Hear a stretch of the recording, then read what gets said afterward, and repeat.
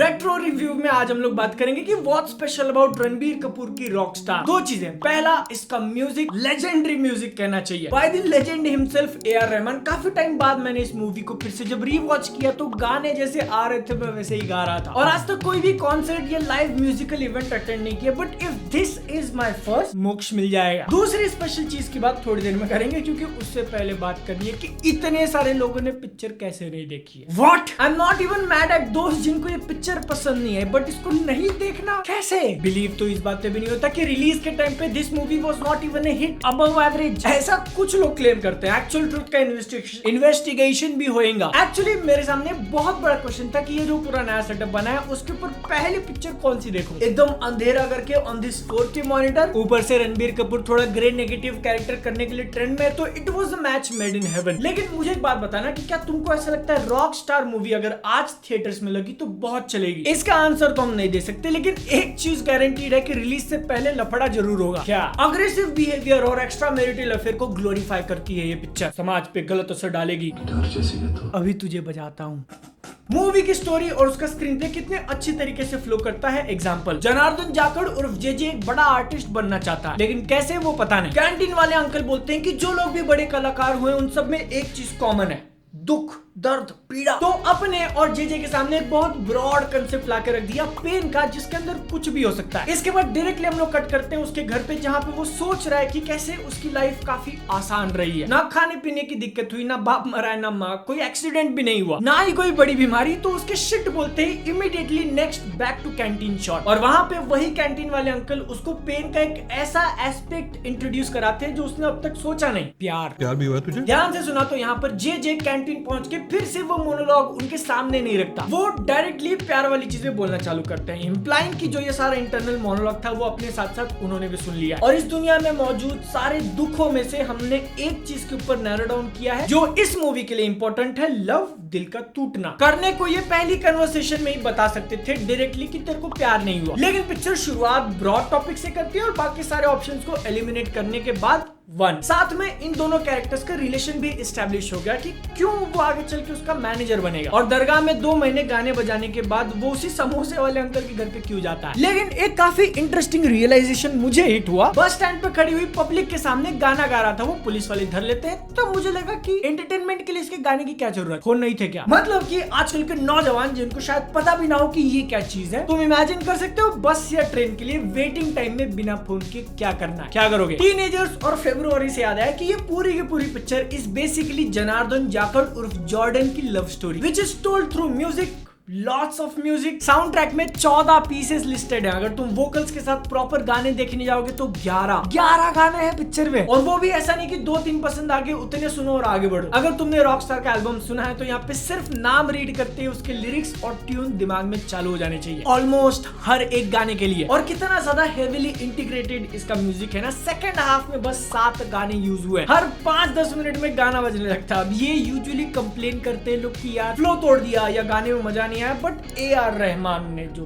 काम किया, जितनी तारीफ करो उतनी कम है, इसलिए मैं करेगा ही नहीं, क्योंकि मैं ऐसा क्या बोल दूंगा जो तुमने पिछले 10-11 सालों में फील नहीं किया इसको सुनते हुए। लेकिन एक चीज तुमको भी शॉकिंग लग सकती है कि ये सारे के सारे सॉन्ग्स एक ही इंसान ने लिखे हैं। पिछले वाले स्क्रीनशॉट में नाम था उनका, मे बी तुमने नोटिस नहीं किया, इरशाद कामिल। मे बी तुमको पता नहीं है कौन है, पहली बार नाम सुना है, बट इनके लिखे हुए गाने डेफिनेटली सुने होंगे क्योंकि क्रेडिट लिस्ट इतनी लंबी है। जब वी मेट, लव आजकल, रॉकस्टार, आशिकी 2, रांझना, तमाशा, कबीर सिंह, अजब प्रेम की गजब कहानी and much much much more. लेकिन जब हम लोग बात करें इसके स्टोरी की, पहली बार देखते वक्त कॉम्प्लिकेटेड जरूर फील हो सकती है, बट जब सोचने जाओगे, नॉन लीनियर तरीके से दिखाने के कारण जो कंफ्यूजन होता है उसको स्ट्रेट करोगे। लड़का लड़की मिलते हैं, मस्ती करते हैं, लड़की शादी करके चली जाती है, लड़का जब जाता है अफेयर शुरू, लड़की बीमार है, लड़के से पुल आउट नहीं होता, बूम कोमा। सावधान रहें, सतर्क रहें।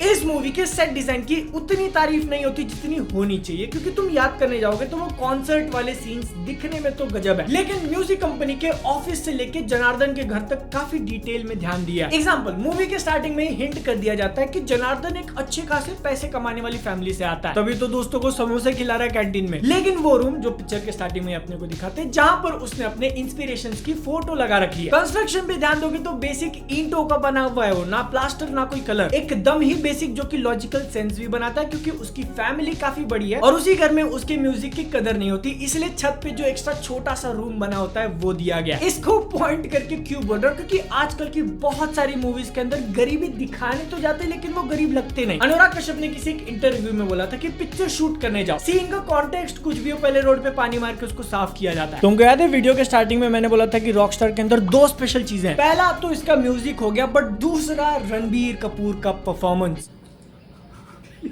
पहली बात तो उनको इस पिक्चर के अंदर कास्ट करना, क्योंकि रॉकस्टार की शूटिंग 2010 में चालू हुई थी। At that point film industry में एज अ हीरो सिर्फ 3 साल हुए थे उनको, जिसके लिए डायरेक्टर का विजन और प्रोड्यूसर्स की हिम्मत की तारीफ करनी पड़ेगी। क्योंकि आजकल काफी सुनने में आ रहा है कि फलाना पिक्चर नहीं बन रही क्योंकि वो फलाना एक्टर बड़ा स्टार नहीं है। साथ में एक और क्रेडिट रणबीर कपूर को भी आता है कि इतने अर्ली ऑन अपने करियर में एक नेगेटिव ग्रे टाइप का कैरेक्टर करना। चूज किया तो किया, बट रोल में जो काम किया करियर का simply one of the best. But आज तुम जब इसको देखोगे तो सोचना कि उस रोल में और कोई कुछ कर सकता था क्या। लेकिन ये क्वेश्चन जब उनके सामने वाले रोल को पूछोगे तो गरम के साथ ठंडा, वाह के साथ रणबीर के साथ नरगिस फाकरी वाला केस हो जाता है। अच्छा हुआ पिक्चर आज के टाइम पे रिलीज नहीं हुई, वरना इंटरनेट पे इतना ट्रोल किया जाता उनको। आई नो कभी कभी मैं थोड़ी ज्यादा ओवर एक्टिंग कर देता हूँ, जब मुझे भी लग रहा है कि नहीं तू थोड़ा ज्यादा कर रही है, तो फिर तुम सोचो कहाँ की बात होगी। बर्दाश्त नहीं कर सकती तुमको। झूठ नहीं बोलूंगा, नरगिस जी के गुस्से वाली एक्टिंग के टाइम पे थोड़ी सी हंसी आ रही थी। जो आवाज पिक्चर में उनकी सुनते हैं वो उनकी खुद की भी नहीं है, मोना घोष शेट्टी ने डब किया था। हाँ, हिंदी मूवी जो कि हिंदी में ही शूट हुई है उसका हिंदी डब कराया गया, क्योंकि जस्ट लाइक कैटरीना नरगिस की भी हिंदी उतनी अच्छी नहीं थी। तुम में से कितने लोग इस बात को नहीं पकड़ पाए। और अब जब इंटरेस्टिंग फैक्ट्स मार ही रहा हो तो एक और ले लो कि उनके रोल के लिए सबसे पहले करीना कपूर को कंसिडर किया था। अगर गलती से पिक्चर बन जाती तो आज के टाइम पे एक अलग लेवल की मीम्स निकलते। तुमको पता है मैं किसकी बात कर रहा हूँ। लेकिन अब जब एक्टिंग की बात निकल चुकी है तो रणबीर के अलावा जो स्पेशल मेंशंस हैं वो है मिश्रा एंड मिश्रा। और आज के टाइम पे पिक्चर फिर से देखने जाओगे तो जयदीप अहलावत भी नोटिस हो जाएंगे कुछ सीन्स में। ऑडिटर शाह सेंसरशिप भी नोटिस करोगे काफी वियर्ड वाली। फ्लैग के ऊपर कुछ लिखा हुआ है जिसको पूरी तरीके से मिटा दिया। जानना चाहते हो क्या था वहाँ पे? टिबेट। लेकिन जियो सिनेमा पे जो इसका वर्जन अवेलेबल है तुम फ्री में देख सकते हो, वहाँ पे सेक्स वाला वर्ड भी म्यूट किया है। व्हाई? पिक्चर थिएटर में भी ऐसे रिलीज हुई थी, इनफैक्ट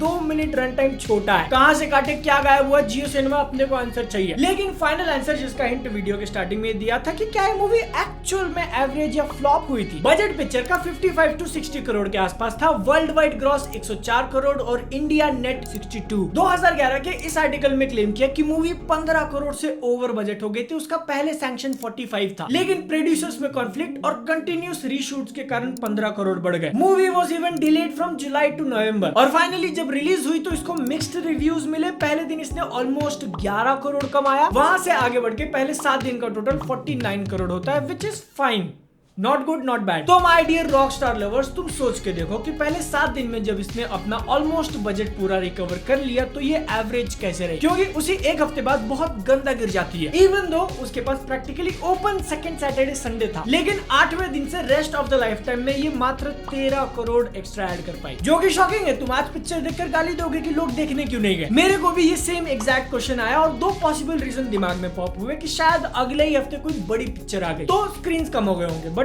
ऐसा नहीं हुआ। देसी बॉयज आई 2 हफ्ते बाद और dirty picture 21 days later. Second reason which is even hard to believe कि पहले 3, 4, 5 दिनों में जितने लोगों ने देखा उनका वर्ड ऑफ माउथ अच्छा नहीं था।